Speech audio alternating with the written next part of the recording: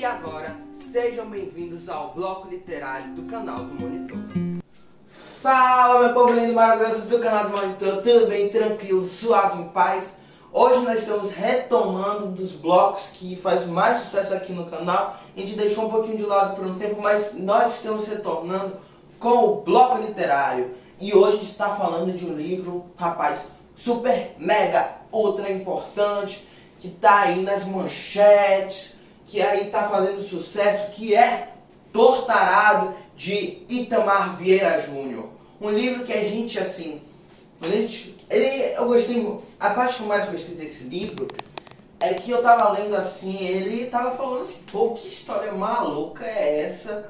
Rapaz, como é que esse livro fez sucesso? De pronto, para preparar essa aula, tive que botar todos os fatos no papel, ali no script, para entender como é melhor, e cada peça foi se encaixando. E esse tipo de literatura não é a literatura que eu indico para um leitor de primeira viagem. Por quê? Porque é um livro um pouco mais cabeça.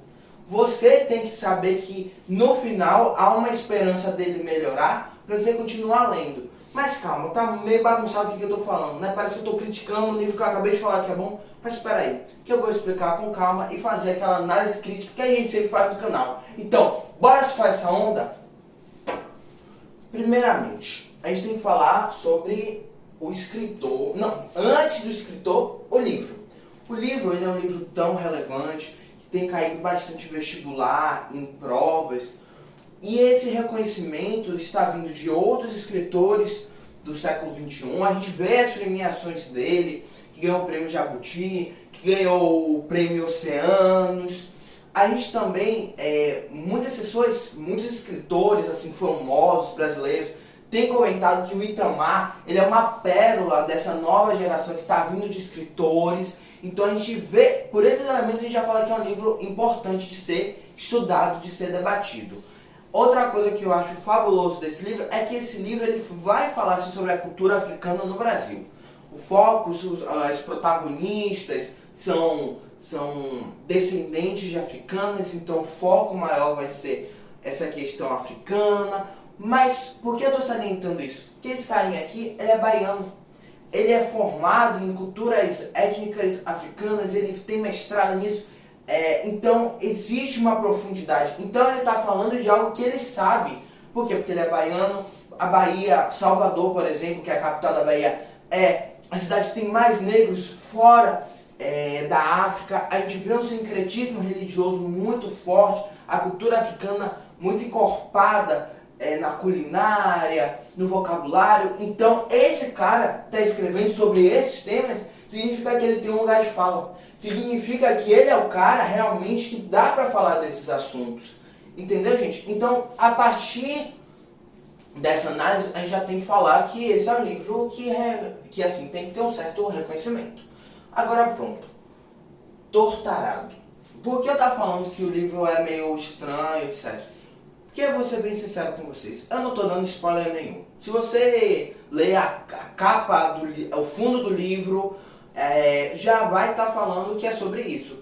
É a história de duas irmãs que, brincando com uma faca da avó, uma acaba brincando na boca, uma acaba cortando a língua e perde a língua. Essa é a história. É o transcorrer desse evento que ocorreu. Então você fica pensando, rapaz, como é que um livro sobre duas garotas, as duas brincando com a faca na boca, uma perdeu a língua, ficou mutilada no caso, perdeu a língua, não tem mais como se expressar, não tem mais como falar. A irmã é que vai ajudar ela. Como é que uma história dessa ganha o prêmio Jabuti?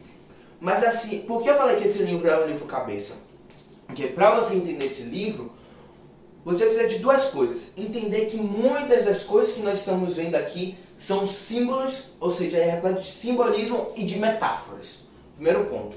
E o segundo, tem várias lacunas que vão ficando em aberto. Isso, as literaturas que fazem isso, eu amo. As obras que fazem isso são esplendorosas. Eles deixam várias lacunas ao longo da história que você sente ali, mas que não te faz tanta falta assim. Porque tem algumas que não falam alguma coisa e fica aquela história truncada. Mas não, tem uma partezinha aqui que fica aberta, tem outra que fica ali em aberta. E aí quando você descobre que partezinha é essa que você achava que não tinha importância, você descobre que tem uma importância gigantesca na história. E isso vai fazendo com que você entenda completamente a obra. Tranquilo? Então, passando essa minha opinião geral sobre o livro, nossa teleaula agora vai estar repleta de spoilers. Então, quem não leu o livro e quer ler antes, dá o pause, depois põe e assiste mais tarde essa teleaula, mas já deixa seu like, e depois volta. Quem também quer ter uma percepção geral do livro e depois lê e continua, sabendo que vai ter alguns spoilers, então, mas já tendo esse alerta, sem mais delongas, vamos para a interpretação do livro. O título, Tortarado, eu irei retomar um pouquinho mais tarde, ok? Vamos falar sobre os personagens. Tem vários personagens e não tem como a gente estar discutindo cada um deles, cada uma dessas minuciosidades, mas eu gostaria de destacar 3 personagens: Bibiana, Belonísia e Donana.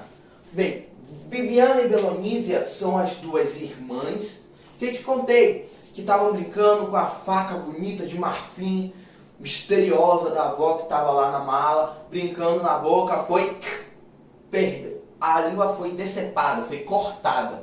Então nós temos essas 2 figuras. E nós temos a Donana, que é a avó. Ela é que foi, assim, a priori, que a gente sabe na história. Na verdade teve um outro dono, mas eu não vou querer falar, senão vai deixar spoiler demais. Mas, entre aspas, nessa família, Donana ela foi a primeira dona dessa faca de marfim. Então, mas sabe o que é? Sabe outra coisa muito importante desse livro? É que ele tem 3 focos narrativos diferentes. Ele tem 3 narradores diferentes. E sabe o que isso significa? Sabe por que isso é importante? Que não vai entrar no pecado de Machado de Assis. O que Machado... Olha, a gente vai fazer analogia com vários livros, com várias ideias, então fica ligado, presta atenção. Porque Machado de Assis, ele vai pegar um narrador e ele vai deixar evidente que esse cara não é confiável. Daí sabe o que Itamarzinho faz? Ele pega 3 narradores. Ele vai pegar 3 narradores, assim, de certas percepções diferentes, mas dentro mais ou menos do mesmo núcleo, eles vão estar contando a mesma coisa. E essa mesma coisa, o que eu acho mais lindo da escrita é que não é cansativo, não é repetitivo. Ele consegue mesclar coisas que já ocorreram, ele está repetindo no foco narrativo de outra pessoa, e você não está nem notando isso. Ao mesmo tempo ele fala sobre o futuro, em alguns momentos tem retornos para o passado, tem flashbacks, depois ele volta para frente, mas não fica truncado. Essa é a parte mais importante. Então, o que o leitor perspicaz, o que o aluno do canal do Monitor vai fazer é perceber: opa, eu posso confiar nessa história. Como assim eu posso confiar nessa história? Pegue minha linha de raciocínio. Eu tenho 3 narradores. Esses 3 narradores estão falando a mesma coisa. Significa que essa história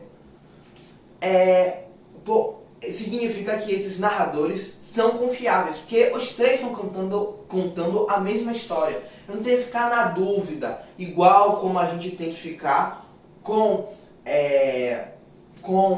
Machado de Assis. E isso é importante para dar fidelidade na história, para dar, assim, na história, eu digo mais, na situação que envolve um grupo muitas vezes marginalizado, que tem todo um processo histórico de opressão, de imposição da força, que são dos povos africanos que vieram para o Brasil desde o período colonial.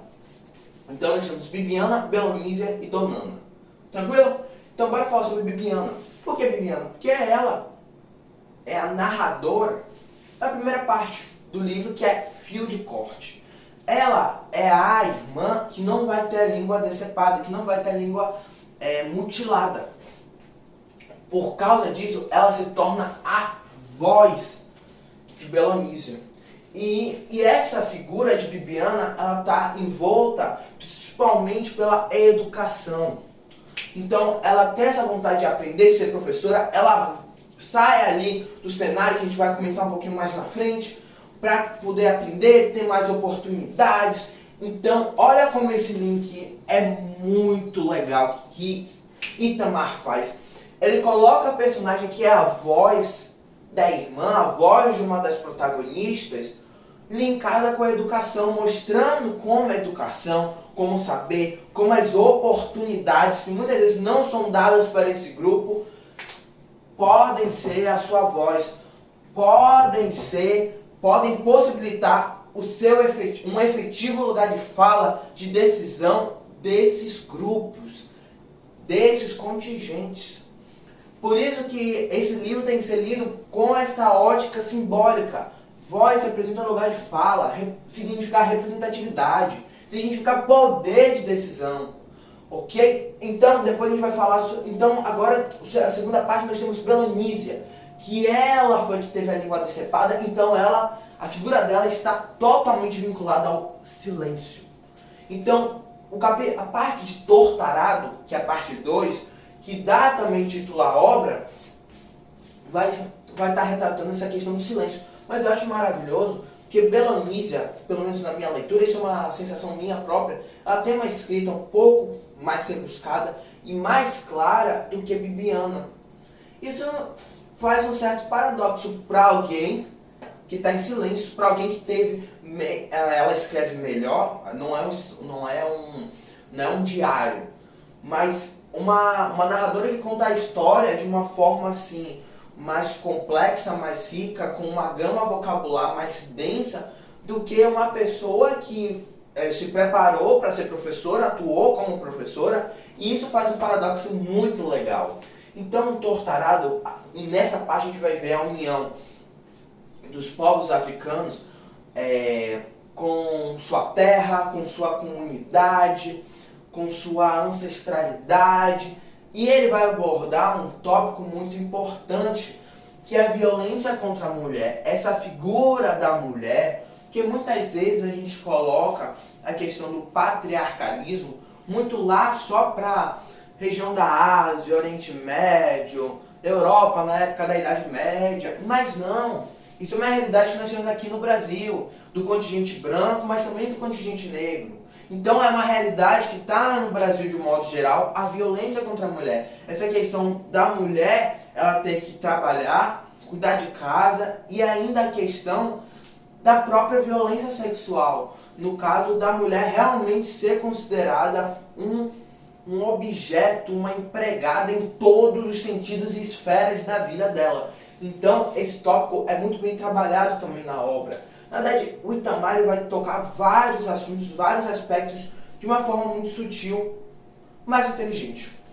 Então a gente já sabe, e o último foco narrativo, que é sobre Rio de Sangue, que quem vai estar contando a parte do Rio de Sangue é uma entidade das religiões de matriz africana. Então ela vai ter mais ou menos uma figura de narrador onisciente. E isso é um pouquinho interessante para a história, porque nós tivemos dois narradores, assim, nós tivemos um narrador que era protagonista, depois um que era personagem virou protagonista, e agora nós temos um onisciente. Então essa jogadinha foi bem interessante. Essa parte vai estar muito voltada à questão de você conhecer sua história. E isso eu acho muito assim, perspicaz, que ele vai tratar essa busca dessa comunidade de Água Negra para saber sua história, para poder entrar nessa luta pelos seus direitos, saber como é que chegou até lá. Mas não estou querendo dizer só assim, os africanos foram trazidos para o Brasil escravizados pelos europeus. Não, eles realmente sabem a história de Água Negra. Não, meu tataravô, ele estava lá na briga do garimpo, ainda era preso a tal família, etc, tal fazenda, mesmo já tendo acabado a escravidão. Então eles realmente conhecem sua história e eles utilizam isso, essa busca pelo saber, pela ancestralidade, como fator, como arma na luta deles. E acima de tudo para poderem se unir. Então vai falar muito sobre essa questão da história, da ancestralidade e da cultura. E isso, eles saberem sua história, seu porquê, vai diretamente contra essa ideia de ter uma história única. Então eles vão atrás de sua história, de sua identidade, de suas particularidades. Então nós não temos só a história do colonizador, do senhor de engenho, dos descendentes dos capitães, donatários, dos donos das antigas sesmarias, que no livro aborda também essa questão. A gente também agora tem a visão de outro grupo, de outra figura histórica. Então isso é muito bacana. Então a gente já fez uma conexão com o perigo de uma história única. A gente já fez, daqui a pouco a gente vai fazer um link com Pagador de Promessas. A gente ainda vai fazer um link muito legal com Diário de uma Favelada. Então, a gente ainda já fez um link com Machado de Assis. Olha como essa teleaula tá rica. Então, bora continuar. O espaço Água Negra. Isso eu acho muito interessante porque é uma comunidade que aos poucos vai descobrindo sua identidade. Então, essa identidade, e é muito legal essa construção da identidade que a gente vai comentar um pouquinho mais depois. Então, eles realmente não, nós somos negros. Esse é o nosso grupo, esse é o nosso coletivo. E essa questão da água traz tantos significados. Água pode significar fluxo, pode significar vida, pode significar uma nova oportunidade, que a Água Negra, essa região, realmente essa região para os personagens foi um lugar assim, de esperança, de novas oportunidades. Então até o título foi muito bem pensado.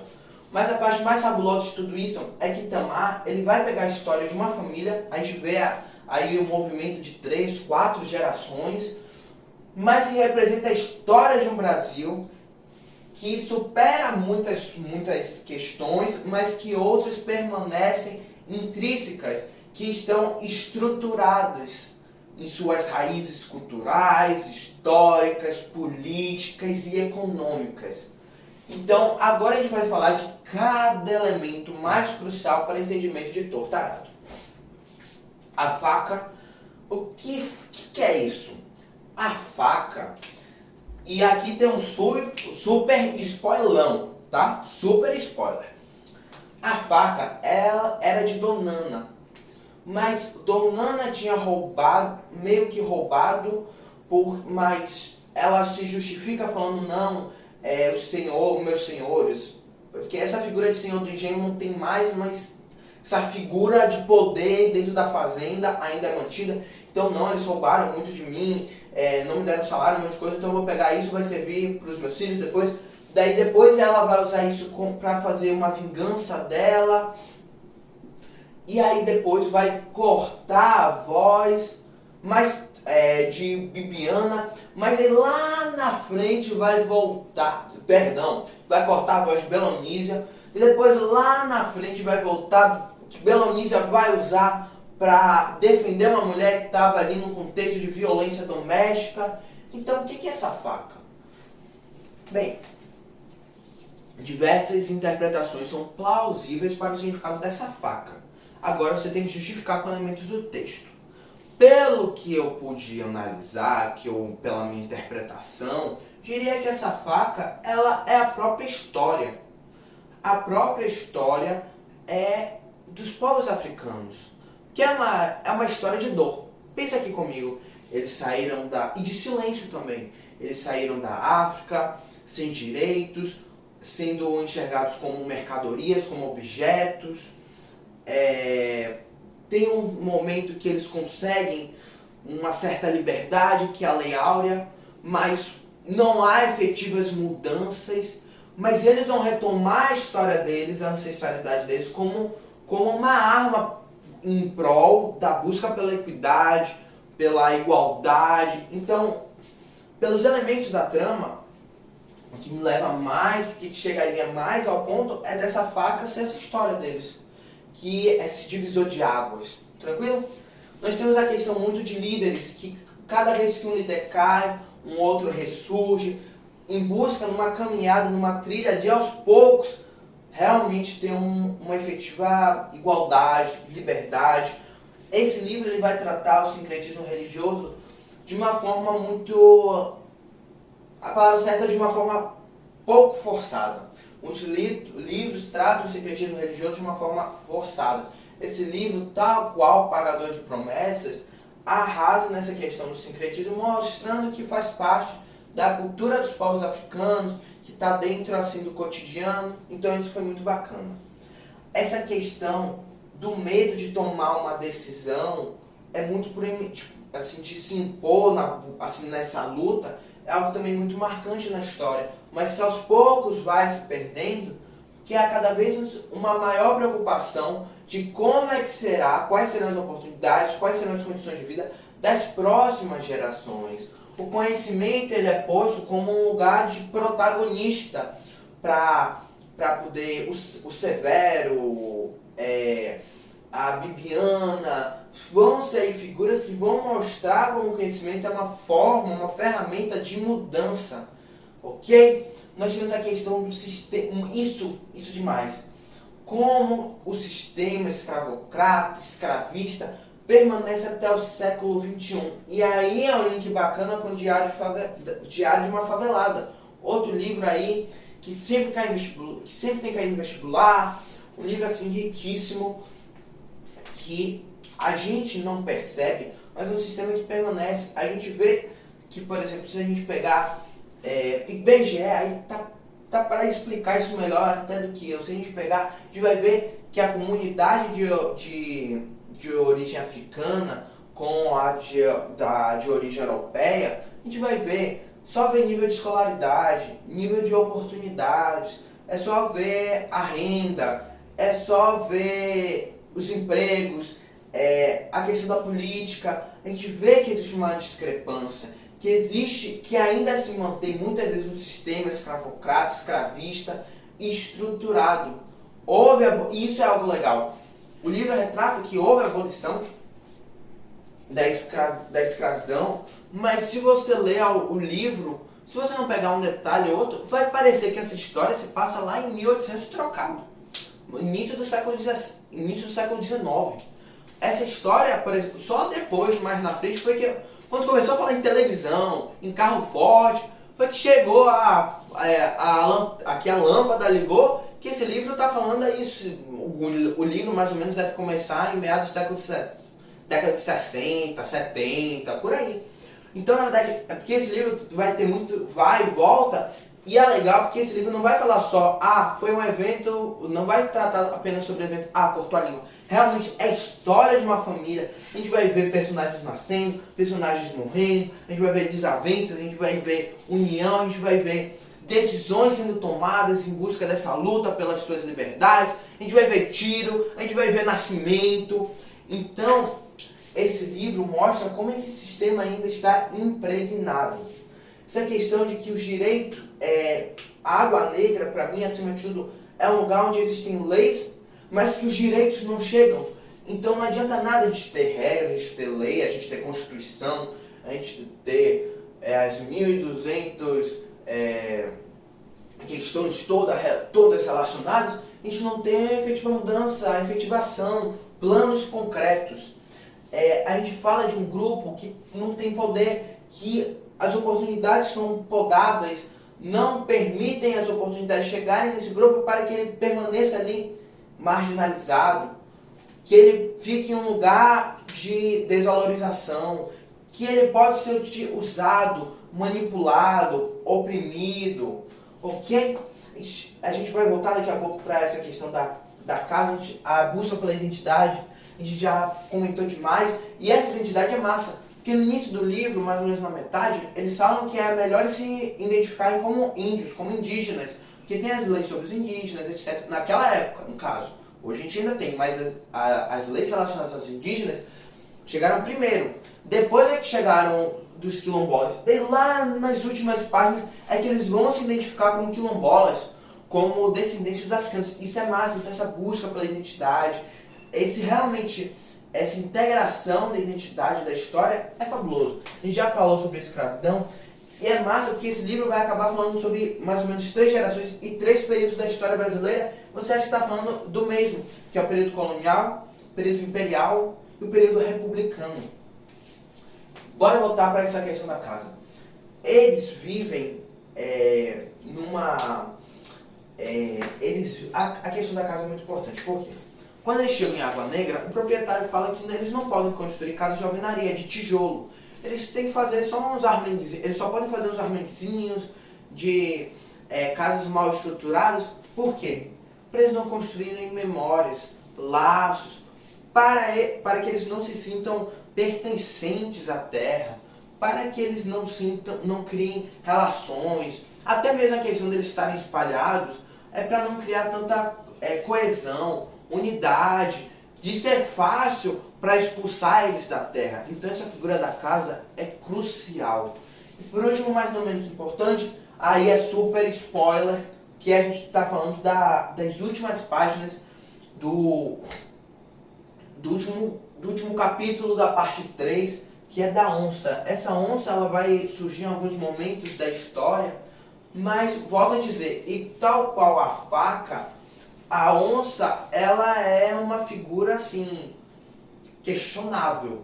Podem haver outras interpretações para ela, mas voltando ao assunto, pelo embasamento do livro, pelas pistas que o autor pode dar, essa onça muito provavelmente representa um personagem que eu não vou falar lá do final do livro, que vai ser posto como um antagonista no final da história, mas essa onça, acima de tudo, é esse sistema escravocrata, escravista, que realmente caiu, porque vai ter um monte de coisa acontecendo, e eu não posso falar, mas realmente caiu. Então, não caiu em 1888 com a Lei Áurea, realmente caiu naquele momento da história, que agora eles tinham liberdade, eles podiam se impor. Então, e acima de tudo, eles conseguiram vencer essa onça, eles conseguiram derrotar. Então agora eles têm a oportunidade de ser livres. E aí a gente tem que retornar para a questão do título que eu tinha deixado em aberto. Tortarado. Tortarado tem uma gama aí de significados. De ser a ferramenta de trabalho do pai das meninas, que não era nem de qualidade, então a gente pode já fazer isso um link com insalubridade, condições precárias na região agrário. A gente pode também falar sobre a conexão com a terra, porque arado é a primeira palavra que Belonísia vai tentar falar. Tem essa questão da conexão com a terra também muito forte na obra, principalmente pela figura de Belonísia. Mas Tortarado, acima de tudo, significa, e o livro também dá pistas em relação a isso, essa história do povo africano, que ele é entortado porque vários povos acabaram interferindo, influenciando, entortaram essa história, mas que mesmo assim ele vai se enveredando, ele vai se endireitando e no final eles vencem a onça. Galerinha, se vocês gostaram da teleaula de hoje, os comentários que a gente deu aqui, as dicas, deixa o like, se inscreva no canal e aperta no sininho para cada vez mais a nossa sala de aula cresça. Então, até a próxima teleaula!